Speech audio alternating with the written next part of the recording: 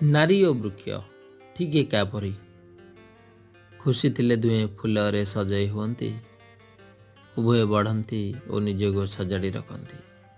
ଦୁହିଁଙ୍କ ଛାଇରେ ଅନେକ ଲୋକ ଆଶ୍ରୟ ନିଅନ୍ତି ଏବଂ ଦାନ କରିବା ତାଙ୍କ ଭାଗ୍ୟରେ ଲିଖିତ ଥାଏ। ଅନ୍ୟର ଅଭାବ ଦୂର କରିବା ମଧ୍ୟ ତାଙ୍କର କର୍ତ୍ତବ୍ୟ।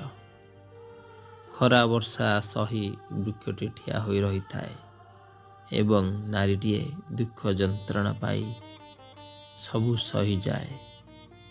ଏକ ଅଜ୍ଞାତ ସମ୍ପର୍କ ନାରୀ ଆଉ ବୃକ୍ଷର, ଯାହା ବନ୍ଧୁତାର ଏକ ନୂତନ ଅକ୍ଷର। ବୃକ୍ଷ ଚାହେଁ କେବଳ କିଛି ପାଣି ଓ ସାର, କିନ୍ତୁ ନାରୀ ଚାହେଁ କେବଳ ସମ୍ମାନ ଆଉ ଆଦର।